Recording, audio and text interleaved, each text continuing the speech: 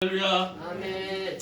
나는 주님의 성전입니다. 나는 주님의 성전입니다. 나는 주님의 성전입니다. 나는 주님의 성전입니다. 우리는 지난 시간에 로마서 6장을 통해서 세 개의 동사를 함축해서 6장을 정리했죠. 알라, 여기라, 드리라. 그래서 우리 옛사람이 십자가에 죽었고 이제 우리 안에 새 사람을 입었음을 알아라. 뿐만 아니라 우리의 전전주를 하나님께 드리는 삶을 통해서 죄로부터 자유로운 승리의 삶을 사는 것에 대해서 말씀드렸습니다. 정말 그렇게 한 주 동안 사셨습니까? 사셨다면 아마 정말 놀라운 한 주가 되셨을 것입니다. 아멘. 네, 그게 쉽지는 않죠. 우리의 눈과 우리의 귀를 가리는 것들이 있어요. 그것이 뭡니까? 마귀의 세력이에요. 그래서 사도 바울 자신도 이 마귀의 역사가 너무 힘들었어요. 그래서 오늘 7장 23절을 보내보시면은 그 지체 속에 한 다른 법이 있다라고 말씀해 주고 있어요. 너무너무 내가 하나님 말씀대로 살고 하나님 뜻대로 사는 것이 오늘 이 성화의 과정이 있지만 한 다른 법이, 지체 속에 한 다른 법이 또 다른 법과 싸운다라는 거예요. 그래서 오늘 7장 23절에 보면 이렇게 말하죠. 내 지체 속에서 한 다른 법이 내 마음의 법과 싸워 내 지체 속에 있는 죄의 법으로 나를 사로잡는 것을 본도다. 오라 나는 곤고한 사람이로다. 이 사망의 몸에서 누가 나를 건져내라. 우리는 때때로 이 싸움에 지쳐서 넘어집니다. 그러나 절망감에 빠지게 되고 패배감, 정죄의식, 패배의식이 우리를 사로잡게 됩니다. 근데 당장 뭐 사는데 어떤 데미지가 없다면요, 어떤 영적인 자포자기 속에 빠집니다. 영포자들, 수학을 포기한 사람은 수포자들이 그러는데 영적인 삶을 포기하는 것은 영포자인데, 에이 그냥 이렇게 살다가 그냥 천국 가면 되지. 이렇게 살다가 적당히 살다가 타협하다가 살면 되지. 뭘 그렇게 힘들게 영적으로 살고 뭐 영성이 뭐 이렇게 중요해? 이것은 크리스찬들의 삶의 비극의 시작일 수 있어요. 그리스도의 분량까지 이르는 성화를 포기하는 듯한 이 삶의 모습, 이 삶의 모습.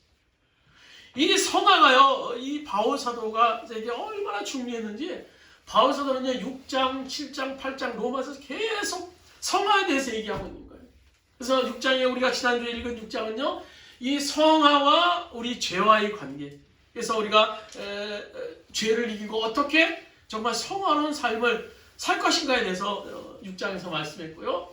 7장은요 성화와 율법과의 관계. 율법은 우리의 죄를 알게 하지만 율법으로 결코 성화에 이를 수 없다라고 기록되어 있는 말씀이고요. 오늘 우리가 읽는 8장은요 성도의 성화의 과정, 그 과정이 주체자가 성령의 역사라는 거예요. 성령의 역사를 통해서 우리가 성화의 과정을 이룰 수 있다라고 말씀해 주고 있어요. 그래서 그 결과 37절에 보시면 오늘 본문 30절에 이렇게 말하고 있죠. 그러나 이 모든 일에 우리를 사랑하시는 이로 말미암아 우리가 넉넉히 이기느니라 라고 기록하고 있어요. 우리가 죄 속에서 율법에서 그런 것들이 우리 성화의 과정을 잡고 있지만 성령의 인도하심으로 결국은 우리가 승리하게 된다는 거예요. 그럼 우리가 어떻게 성령의 역사로 성화를 이룰 수 있겠는가? 오늘 성경은 분명히 우리에게 이긴다라고 말씀해 주고 계시는데 이 승리를 위해서 우리가 어떻게, 이 승리를 위해서 우리가 벗어나야 할 것이 무엇이 있는가 하는 거예요. 오늘 성경은 두 가지로 얘기하고 있어요. 하나는 정죄의식과 패배의식이에요. 우리는 정죄의식에서 해방돼야 됩니다. 주님은요 우리가 정죄의식에서 벗어나길 원하세요. 우리 신앙생활에서 우리는 자신을 정죄할 필요도 없고 또 정죄해서는 안 된다는 겁니다. 이 정죄라는 단어를요 다른 말로 말하면 버림받는다는 거예요. 좀 더 이제 교리적인 말은 유기된다라는 거죠. 근데 우리 버림받은 것을 두려워할 필요가 없다라는 거예요. 왜 그럴까요? 두 가지 이유 때문에. 오늘 1절 말씀 우리 같이 한번 읽도록 하겠습니다. 1절 말씀 같이 읽도록 하겠습니다. 1절입니다. 그러므로 이제 그리스도 예수 안에 있는 자에게는 결코 정죄함이 없나니. 왜 우리가 정죄의식에서 해방돼야 됩니까? 예수님 안에 있는 사람들이기 때문이라는 거예요. 1절에 보면요. 예수 안에 있다라는 말은요 다른 말로 하면요 사랑받는 하나님의 자녀가 되었다라는 그런 말이에요. 오늘 여러분 예수 안에 있음을 믿으십니까? 예수 안에 있는 것을 믿는다는 것은 여러분 이제 하나님의 자녀가 되었다는 거예요. 그렇기 때문에 결코 정죄할 필요가 없다라는 거예요. 8장 1절 우리가 읽은 선언은요, 8장 후반부에 가서 아주 가장 클라이맥스, 절정을 맞이하는데요. 35절에 보면 누가 우리를 그리스도의 사랑에서 끊으리요? 라는 말씀을 나옵니다. 그러니까 1절에 그러므로 이제 그리스도 예수 하는 자에게는 결코 정죄함이 없나니? 라고 쫙 설명하시면서 35절에 누가 우리를 그리스도의 사랑에서 끊으리요? 라고 말씀해 주고 있어요. 그런데 그 설명을 38절, 39절에 말씀해 주고 계세요. 우리 한번 8장 38절, 39절 같이 한번 읽도록 하겠습니다. 내가 확신하노니 사망이나 생명이나 천사들이나 권세자들이나 현재일이나 장래일이나 능력이나 높음이나 깊음이나 다른 어떤 피조물이라도 우리를 우리 주 예수 그리스도 안에 있는 하나님의 사랑에서 끊을 수 없습니다. 예수 안에 있는 하나님의 사랑에서 우리를 끊을 수 없다는 거예요. 그래서 우리는 예수 안에 있는 자는요, 결코 정죄함을 받지 않는다는 거예요. 세상에서 우리가 넘어질 수 있어요. 죄를 범할 수 있어요. 그로 인해서 정말 낙심할 수도 있어요. 그러나 우리가 크리스찬이라면요, 주께서 나를 버리신다는 그런 느낌에서 우리가 벗어나서 두려워할 필요가 없다는 거예요. 왜냐하면 주님의 사랑 안에 있는 그 자녀들은요, 어떤 경우라도 결코 주님께서 버리지 아니하세요. 그것이 오늘 본문의 말씀입니다. 근데 보면요, 마귀는 끊임없이 우리를 정죄해요. 그리고도 네가 하나님의 자녀야? 네가 그러고도 장로야? 네가 그러고도 목사야? 네가 그러고도 집사야? 네가 권사야? 응? 아무것도 아니야. 너 아무것도 아니야. 우리 마음속에 들려오는 이 마귀의 정죄함. 그러나 영원한 사랑의 대상인 하나님의 자녀를 주님은 결코 정죄하지 않으세요. 여러분, 이 탕자가 자기 아버지 앞에 다시 돌아올 수 있었던 원인이 바로 거기 있지 않습니까? 아버지가 나를 받아주신다. 내가 타락했지만, 내가 방황하고 아버지 가슴을 막 후벼파고 내가 나갔지만, 내 삶이 이렇게 비참한 처지에 있게 됐지만, 내가 아버지를 실망시켰지만, 그럼에도 불구하고 아버지가 나를 받아주시고 나를 당신의 그 자녀로 또는 종으로 나를 삼으실 수 있다는 그 믿음 때문에 탕자가 아버지께 돌아갈 수 있었다는 겁니다. 이런 믿음이 없었으면요, 탕자가 아버지께 돌아갈 수 없었어요. 그 탕자가 방탕한 삶으로 먼 나라에 가면서 그의 형편에 극치가 뭐였습니까? 어떤 자리까지 떨어집니까? 그는요, 마침내 돼지 우리 속에서 돼지가 돼지 먹이는 돼지의 쥐업 열매를 먹고 살 정도였어요. 그러니까 이 탕자와 돼지가 같은 신세, 같은 존재였다는 거예요. 다른 것이 없었어요. 그러나 탕자는 돌아갈 수 있는 아버지가 있었어요. 비록 그가 돼지와 같은 그런 그런 신세로, 그런 위치로 추락했지만 돌아갈 수 있는 아버지가 있었어요. 탕자가 비록 그의 타락에도 범죄에도 불구하고 돼지보다 못한 존재까지 폭락했을지 모르지만 그에게는 아버지가 있었어요. 아버지. 넘어질 수 있어요? 여러분, 범죄할 수 있어요? 우리가 죄를 질 수 있어요? 그리스도인들도 자기의 삶에 있어서 죄악의 절망감을 경험할 수 있어요. 그러면서 성경이 오늘 1절의 선언은 뭡니까? 그리스도 예수 안에 있는 자에게는 결코 정죄는 없다라는 거예요.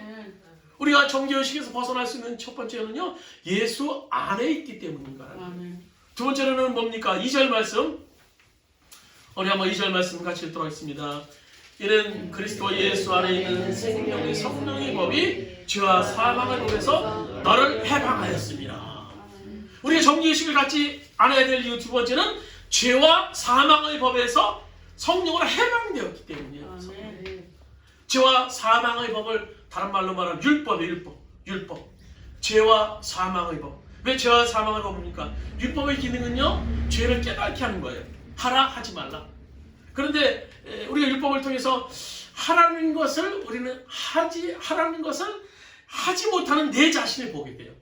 또 하지 말라는 것을 행하는 내 자신을 우리가 율법을 통해서 우리가 보게 됩니다. 율법은 끊임없이 우리에게 죄를 보여줘요.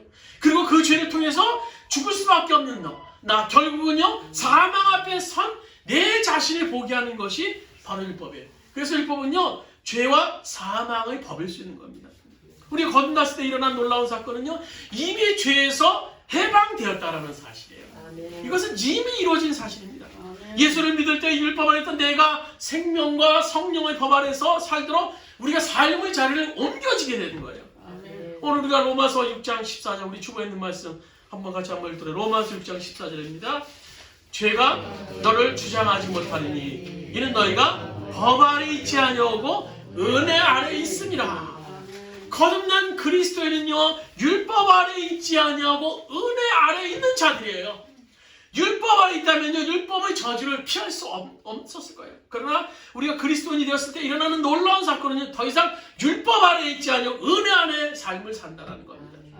이것은 마치 우리들이 집에서 자식을 키울 때 부모 아래 있는 자식과 마찬가지예요. 자식을요 법대로 막 용서하지 않고 엄하게 키웠다면요 우리 자식 세상에서 이 아들 딸들은요 아마 살아남을 수 있는 자식이 없었을 거예요. 근데 부모가 자식을 키울 때 그럽니까? 은혜 안에 키워요. 다 용서하고 다 감싸고 사랑으로 끊임없이 용서하며 키우는 것이 부모의 마음이에요. 그러나 되게 이 부모들을 보면요 첫째 아이는 되게 보면 법 아래서 막 엄하게 키우려는 그런 경향이 있는 것 같아요. 그래서 첫째 아이를 보면요 다른 자식보다 더 엄하게 때로는요 예전에는 매도 더 많이 받고 자라는 것이 첫째 아이의 모습인 것 같아요. 뭐 저희 자식도 그렇습니다만 첫째는 제한도 많았고 또 혼내기도 하고 했지만 사실 그런 저의 바람대로 자라지는 않더라고요. 그러다 보니까 제가 느끼는 것이 엄하게 하는 그런 법으로 키운다고 잘 되는 것이 아니다라는 사실을 깨닫게 되고요. 둘째부터는 좀 자유롭게 키우려고 했습니다만 사실 이것이 하나님의 자녀 양육법이에요. 이것이 소위 은혜로 키운다라는 겁니다.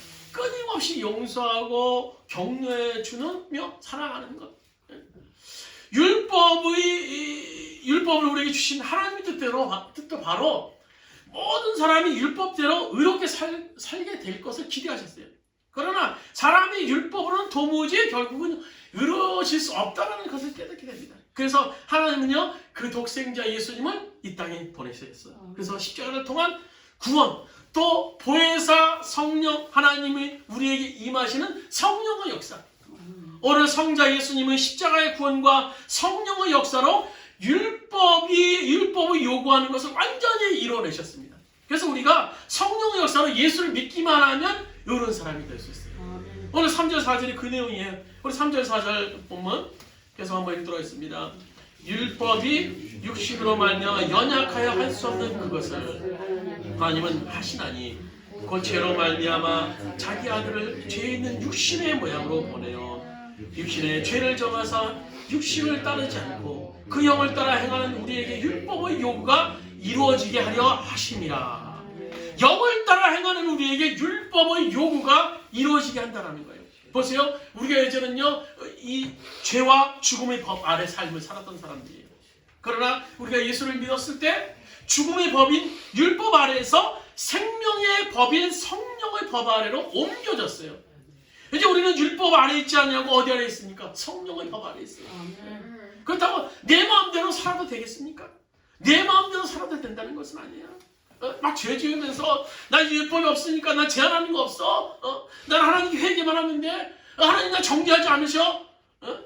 구원의 확신만 있으면 돼. 나 천국 가.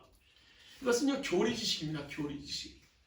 이런 신앙으로 절대 구원받을 수 없어요. 마음속에 성령의 인도를 받은 사람은요 절대 그럴 수 없습니다.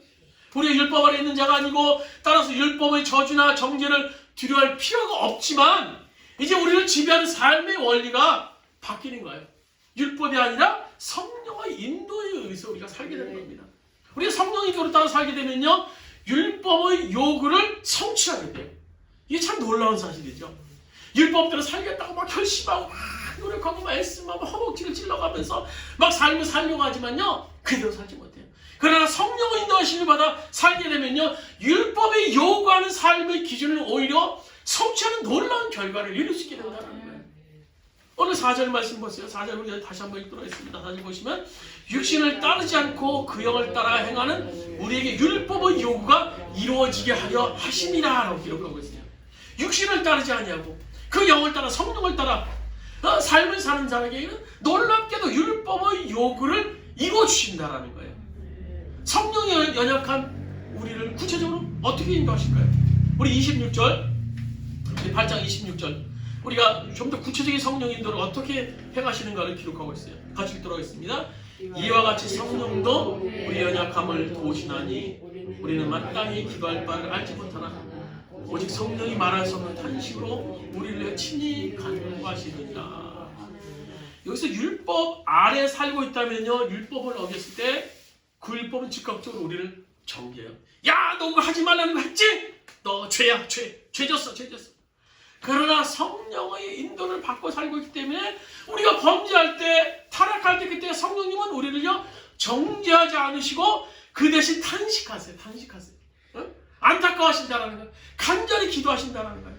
그리고 탄식하실 뿐만 아니라 26절 전에 보면요, 우리 연약함을 도우세요.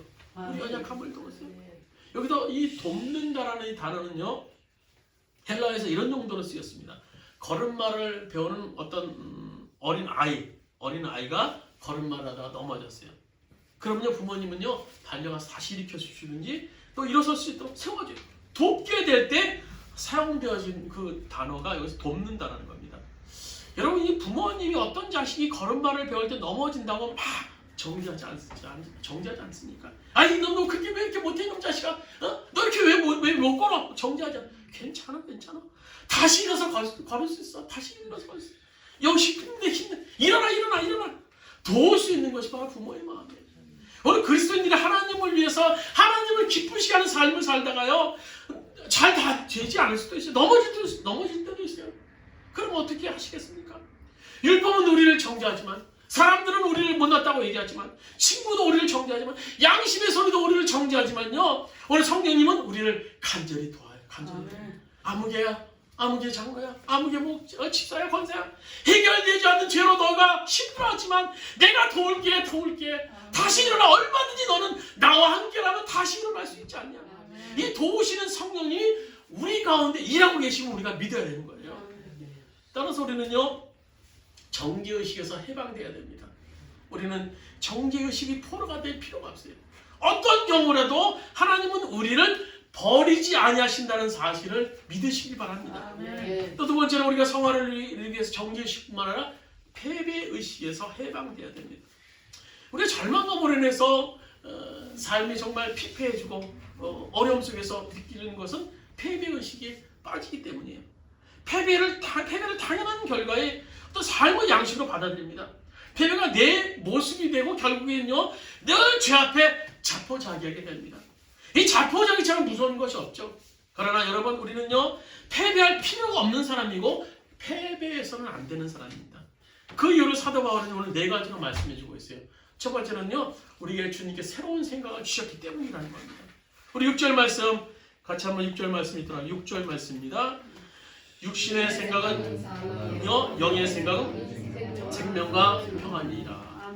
여러분, 우리 인간을 생각하면요, 살아가는 생각, 이 인간은 생각을 하며 살아가는 존재예요. 그래서 파스칼이 인간은 생각하는 갈대다라고까지 말을 했는데요. 우리가 거듭나기 전에 우리를 지배하고 있는 생각은요, 이 본문에 의하면 육신의 생각이에요. 우리 안에 부패성이 요구하는 대로 그것들을 생각하며 살아왔던 그런 모습. 육신의 생각의 초점에는요, 끊임없이 자기를 기쁘게 하는 거예요. 나를 기쁘게 하고 우리 자식들을 기쁘게 하는 것, 우리 가정을 기쁘게 하는 그것이 뭔가 끊임없이 그것에 맞춰져 있어요. 오늘 세상은 점점 보면요, 끊임없이 자기만을 알고 자기만을 기쁨을 추구하는 것을 흐르고 있는 것이 세상의 모습이에요. 거기에 초점이 맞춰지면요, 하나님이 절대 보이지 않습니다. 오늘 8절 말씀 한번 보세요. 8절에 이렇게 기록하고 있습니다. 육신에 있는 자들은 하나님을 기쁘시게 할 수 없느니라. 그러나 거듭났을 때 내 안에 찾아진 성령을 통해서 우리에게 일어난 놀라운 변화, 우리가 성령을 따라서 생각하기 시작했다는 거예요. 성령을 따라 생각해. 6절 우리가 읽은 대로 육신의 생각은 사망이요 영의 생각은 생명과 평안이라. 우리가 육신대로 생각하면 살면요, 그 결과는 사망이고, 그러나 성령님이 주시는 생각대로 살면요, 생명과 평안이라는 겁니다. 아멘. 하나님 우리를 변화시켜 주시기 위해서 먼저 우리 속에 생각 자체를 바꾸세요. 이렇게 바꾸세요. 생각이 참 중요합니다. 달라진 인생들, 그런 사람들을 보면요, 생각이 달라지니 인생이 달라졌다는 고백을 하는 것을 볼 수 있어요. 성령이 우리에 오시면요, 우리 안에 놀라운 생각의 변화가 일어납니다. 제가 주님을 인격적으로 만났을 때도 보면 말씀을 통하여 저희 생각을 먼저 바꾸시는 놀라운 성령의 역사를 제가 경험했어요. 그전에는요, 저의 처한 현실에 대해서 늘 불평, 불만, 미움, 시기, 질투에 가득 차 있었어요. 아, 왜 내가 목사가 돼서 이렇게 힘들어야 돼? 아, 왜 주님은 나를 이렇게 먼 곳에 가서 이렇게 안 해도 될 걸 왜 이렇게 공부시켰어요? 왜 이렇게 힘들게 해야 돼? 사람 고생, 돈도 다 날리게 하시고 애들은 왜 이렇게 힘들어야 되고 왜 불평불만만 늘어났어요? 누구는 왜 이렇게 아무것도 안 했는데 왜 저렇게 잘 돼? 저렇게 잘 되는 거야?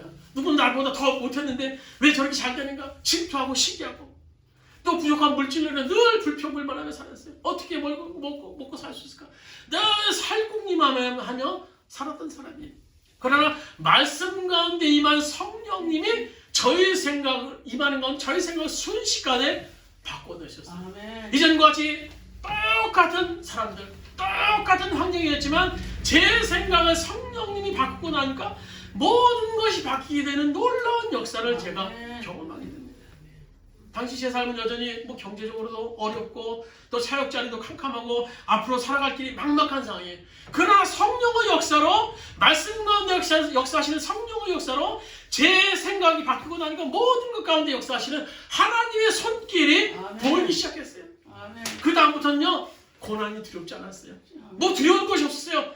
더 나아가서 순교가 두렵지 않았습니다. 죽으나 사나 나를 지금 이곳에 있게 하신 하나님이 어디에나 나와 함께 하신다면, 너와 함께 하신다면 그 확신이 나에게 있기 때문에 뭐 걱정이나 두려움이 없게 주님의 일을 감당할 수 있어요. 그러면 나오는 찬양이 늘 불렀던 그 찬송입니다. 주와 함께라면 가난해도 좋아 참된 부요함이 내 안에 가득하니까 주와 함께라면 고난이 와도 좋아 참된 평안함이 내 안에 가득하니까. 여러분, 성령님은 지금 우리 모두의 마음에 역사하고 계세요. 우리 안에 성령 하나님이 오셔서 우리에게 성령에 속한 생각들을 주심으로 우리를 지금도 이끌고 계세요. 우리를 이끌고 계세요. 이제 우리가 할 일은 뭡니까? 육신에 주신 생각을 접고 성령이 주신 생각을 따라 삶을 사는 거예요. 오늘 말씀에 바울은 빌립보서에서 좀 더 구체적으로 이렇게 고백하고 있죠. 오늘 빌립보서 2장 13절 우리가 잘 아는 말씀입니다. 너희 안에서 행하시는 이는 하나님이시니 하나님이 자기의 기뻐하시는 뜻을 위하여 너희 안에 소원을 두고 행하게 하시느니라. 하나님이 기뻐하시는 뜻에 대한 소원, 생각을 주실 뿐만 아니라 더 나아가서 행하게 하신다는 거예요. 오늘 주님께서는 우리에게 어떤 새로운 생각을 주시지만요, 더 나아가서는 새로운 행동을 가능케 하세요. 오늘 11절 말씀 한번 같이 읽도록 11절입니다. 예수를 죽은 자 가운데서 살리신 이의 영이 너희 안에 거하시면 그리스도 예수를 죽은 자 가운데서 살리신 이가 너희 안에 거하시는 그의 영으로 말미암아 너희 죽을 몸도 살리시리라. 오늘 예수님을 죽은 자 가운데 살리신 그 영이 뭡니까? 그 영, 성령이 얘기한 거예요. 그러니까 인간의 삶에 있어서 최대의 기적은 부활 아닙니까? 예수께서 부활하셨다. 반면에 최대의 절망은 우리 사망이에요, 사망. 근데 오늘 예수께서 죽은 자 가운데 살리신 그 영이 성령이에요, 성령. 그 부활의 기적을 해놨던 그 성령이 오늘 어디에 계신다는 거예요? 우리 11절에 보시면 예수를 죽은 자 가운데 살리셨던 성령님이 어디에 계십니까? 너희 안에 거하고 계시다라고 말씀해 주고 계세요. 부활의 영이 새롭게 하시는, 우리에게 새로운 행동을 가능케 하셨던 그 영이 어디 계시냐면, 예수를 살리셨던 그 영이 어디 계시냐면 우리 안에 거하고 계시다라는 거예요. 그 성령님이 부활을 우리 안에서 보증하고 계세요. 그래서 지금도 뿐만 아니라 13절에 보시면 이렇게 기록하고 13절입니다. 같이 읽도록 하겠습니다. 너희가 육신대로 살면 반드시 죽을 것이로되 영으로서 몸의 행실을 죽이면 살리리니. 어떻게 영이 영으로서 몸의 행실을 죽일 수 있습니까? 바울은 단순하게 대답하지 않았습니까? 성령의 생각대로 살면 된다라는 거예요. 내 속에 일어난 육신의 생각들, 부패하고 깨끗하지 못하고 우리를 좌절시키고 타락시키게 하는 그런 생각을 향해서 쫓아하지 마시고 성령이 주신 생각대로 살면 그 순간 몸의 행실이 죽어버린다는 거예요. 그리고 우리는 부활의 삶을 살아요. 성령님이 우리를 도움을 통해서 우리가 성령님이 기대하시는 생명의 삶, 창조의 삶, 평화의 삶을 살 수 있게 되는 겁니다. 마귀는 우리를 사망으로 인도합니다. 마귀는 우리를 끊임없이 근심을 창조하기. 그러나 성령님은요, 우리를 살리시고 평안케 하시는 분이십니다. 그래서 우리가 이 성령을 생각을 따라 살 때 우리의 육체의 행실을 죽이고 부활의 삶이 가능한 것을 믿으시길 바랍니다. 그래서 우리가 패배할 수 없는 이유 하나는 주님께서 우리에게 새로운 생각을 주시고 더 나아가서 새로운 행실을 가능케 하시기 때문이다. 뿐만 아니라 또 하나는 뭡니까? 새로운 신분을 주셨어요. 우리가 패배할 수 없는 이유 또 하나는 15절 말씀 우리 같이 한번 읽도록 15절입니다. 너희는 다시 무수하는 종의 영을 받지 아니하고 양자의 영을 받았으므로 우리가 아빠 아버지라고 부르짖느니라. 이제 이 두려움의 영이 우리를 지배하지 못해요. 이전에는요 우리가 이 두려움에 무서워하는 그게 뭐 두려움의 영이에요. 두려움의 영. 이 세상은요 지금 두려움의 영이 꽉 우리를 지배하고 있어요. 우리가요 이 두려움의 영을 벗어날 수 있는 게 없습니다. 얼마 전에 어떤 친구가 만났는데 지인의 아버지한테 계속 전화가 온다는 거예요. 아버지 돈이 굉장히 많으신 분인데 왜 전화가 오냐고 이게 자기가 얘기를 아버지가 어디서 자꾸 전화가 오는데 모르는 번호라는 거야. 모르는 번호. 내가 받을 수도 없고 안 받을 수 보이스피싱 당할까봐 또 그냥 벌벌 떠시면서 받을 수도 없고 안 받을 수도 없고 근데 계속 전화가 오니까 그 아들에게 전화를 해서 너 한번 공중전화로 가서 한번 전화해보라고. 이게 무슨 전화인가? 그러니까 늘 이 세상은요 지금요 보면요 두려움의 영이 우리를 잡고 있어요. 코로나로 인해서 우리가 얼마나 두렵습니까? 우리가 조심하고 뭐 우리가 경계를 해야 되지만 그것은 두려움의 대상이 아니에요. 우리가 조심의 대상이지. 근데 우리는요 지금 굉장히 두려움에 빠졌어요. 지금 또 우크라이나에서 지금 뭐 전쟁이 일어나니까 이 전쟁에 대한 두려움이 우리가 빠졌어요. 우리가 대비하는 건 좋아요. 그러나 두려움의 영이 우리를 휘어잡도록 우리가 그 정도로 두려워서는 안 된다는 거예요. 아멘. 근데 우리가 이 세상에서 당연한 것은요 사실 두려움의 영이 우리를 휘어잡을 수밖에 없는 것이 사실 세상의 모습입니다. 세상은요 우리가 두려워할 수밖에 없어요. 세상 가운데 우리는 걱정할 수밖에 없어요. 그러나 성령을 받은 사람은 뭡니까? 양자의 영을 받게 된다. 양자의 영. 하나님은 우리가 예수를 믿을 때 우리를 양자의 영으로 삼으셨어요. 양자의 영. 양자의 영이 뭔가? 네 번째로는 우리에게 새로운 특권을 주셨는데 양자의 영을 허락하셨다는 거예요.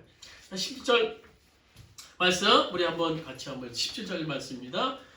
자녀이면 또한 상속자 곧 하나님의 상속자여 그리스도와 함께한 상속자니 우리가 그와 함께 영광을 받기 위하여 고난도 함께 받아야 할 것이라. 양자의 영이 뭔가? 왜 양자의 영이라고 그랬는가? 뭐 그냥 자식의 영이라고 그랬는데 양자라는 것은요 지금 우리 사회에서는 그다지 뭐 양자라는 것이 높게 평가되지는 지금 못하는 세상이에요. 근데 사실 이 성경이 쓰여질 당시 로마의 문화권에서 양자는요 우리가 생각하는 것보다 굉장히 높은 수준의 특권을 가진 그런 존재였습니다. 어떤 부자나 어떤 엘리트 계층에서 양자를 얻기 위해서 굉장히 준비를 많이 해요. 그 사람을 지명하면 계속 지켜보고 그 주변의 사람들을 통해서 그 사람을 교육시키고 계속 주목하고 계속 준비하는 것이 바로 양자를 얻기 위한 과정이에요. 그래서 당시 서의 엘리트 있는 집에서는요 이 독특한 문화가 양자를 이제 자기가 낳은 자식보다 더 어떤 공을 들이는 그런 상이었다라고 합니다. 굉장히 독특한 문화인데요. 그렇기 때문에 로마 문화권에서 양자를 자기가 낳은 자녀와 조금도 차별하지 않았다고 해요. 그리고 어떨 때는요 자기가 낳은 자녀보다 양자를 더 귀하게 여기는 그런 문화였다라고 해요.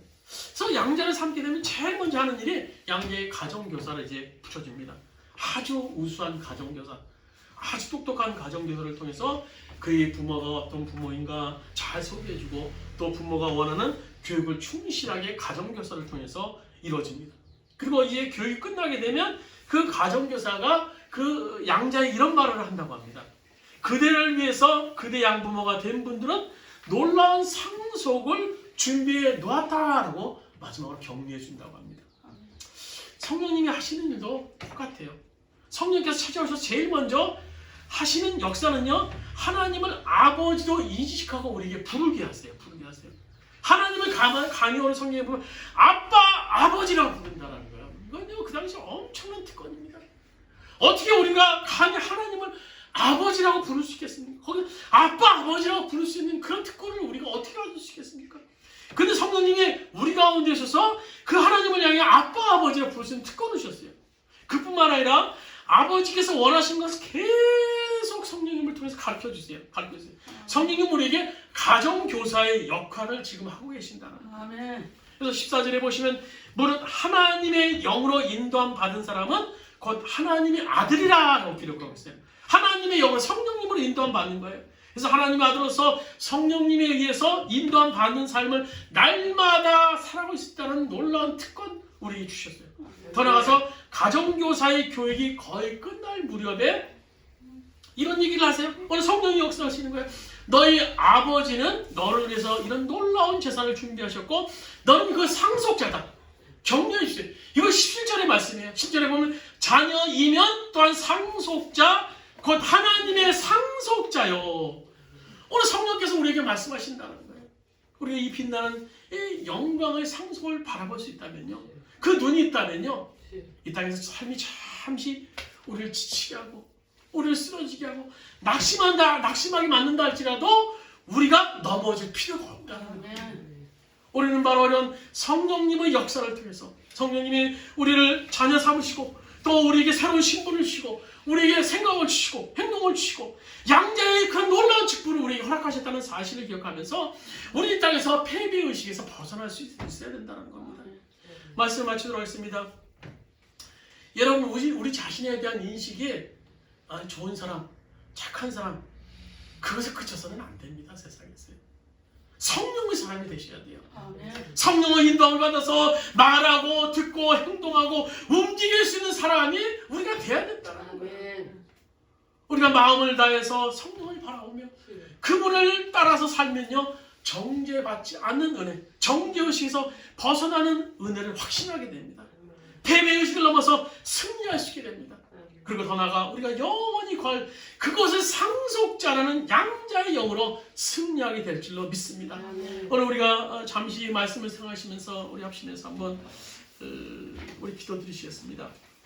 하나님 우리 가운데 함께 하실 그 성령님 오늘도 우리 가운데 임재하여 주시고 우리 가운데 역사하여 주셔서 정말 우리에게 임재하심을 통해서 나를 오늘도 정죄하는 그 정죄의식 나를 패배자로 몰아넣고 있는 그 패배의식에서 벗어나서 성령의 인도 속에서 내 확신하면서 그 나에게 임한 양자의 영을 통해서 늘 승리하는 삶을 살게 해달라고 우리 주여 한번 크게 주갑심해서 통성으로 한번 기도드리시겠습니다. 주여 우리 가운데 함께하여 주옵소서. 아버지 우리 가운데 함께하여 주옵소서. 우리 가운데 함께 하시는 그 아버지 성령 역사를 우리가 경험합니다. 세상은 우리를 정죄합니다. 세상은 우리를 낙심하게 만듭니다. 세상은 우리를 끊임없이 아버지 패배의식 속에 몰아넣고 있습니다. 그러나 아버지 우리 이와의 성령님을 통해서 우리에게 행동하시는 그 성령님을 통해서 주님을 바라보는 역사들이 우리 가운데 있을 수 있도록 주님과 하시옵소서. 여호와의 주님과 함께 하심을 바라볼 수 있도록 주님 우리 가운데 함께 하심을 바라볼 수 있도록 주님 인도하시기 간절히 뜻대로 그럽니다. 아버지 주님 도와주시옵소서. 여호와의 도정하는 이 세상 속에 두려움의 영을 거둬낼 수 있도록 인도하여 주시고 우리 함께 하시는 양자의 영을 받아낼 수 있도록 주님 인도하여 성령으로 우리 가운데 함께 성령으로 우리 가운데 동행하여 주옵소서. 아버지 우리에게 주어진 새로운 신분의식을 할 수 있도록 인도해 성령으로 생각할 수 있도록 인도해 주시고 성령으로 말할 수 있도록 인도해 주시고 성령으로 통일할 수 있는 우리의 삶이 될 수 있도록 인도해 주시옵소서. 아버지 붙잡아 주시옵소서. 아버지 역사해 주시옵소서. 충만함으로 우리 가운데 함께 하시는 그 주님을 경험할 수 있는 우리의 삶이 될 수 있도록 아버지 인도해 주시고 아버지 도와주시옵소서. 여호와의 성령으로 우리 가운데 함께 하여 주시옵소서. 여호와의 성령의 영이 우리 가운데 함께 우리를 지도하시고 우리를 이끄시는 그 영으로 말미암아 우리가 새로운 삶을 살 수 있도록 아버지 인도하여 주시옵소서. 우리가 상속자입니다. 우리는 상속자입니다. 하나님의 상속자라서 우리 삶 가운데 함께 하시니 그 주님을 바라볼 수 있도록 아버지 인도하시고 역사의 관계를 딱 들어가랍니다. 아버지